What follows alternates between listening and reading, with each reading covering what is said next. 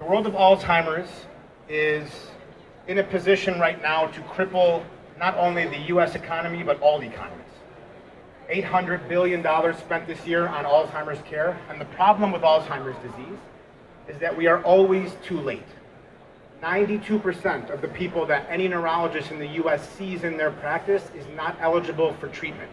So you can give me the cure to Alzheimer's today, and only 8% of the people in this country who have it will have access to it.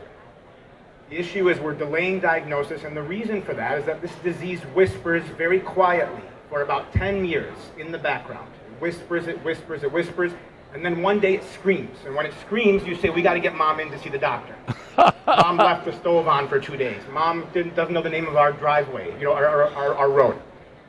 That whisper is the white space that we set out to fill. How do you take someone who does not have severe symptoms, who's living a life, people in this room who are VCs and working at a hospital, how do I convince you to do a test when you don't have a symptom? How do I convince you to see an orthopedic surgeon when your knee doesn't hurt, right? That is the challenge. And that's where the opportunity came. The market in and of itself is massive, and we are the first movers globally in this way.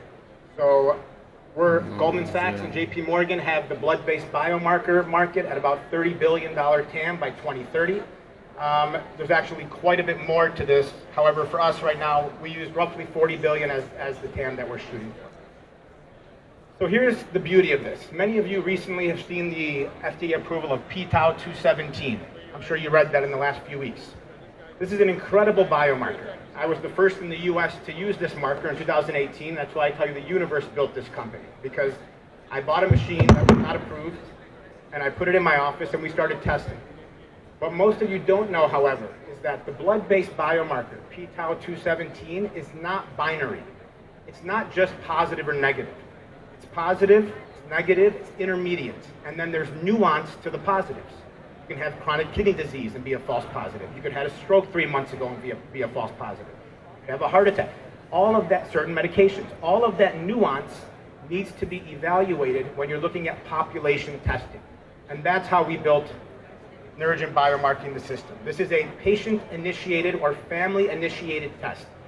You're worried about mom, she's 10 states away, you order, or you're worried about yourself and you're busy. You request the test on our website.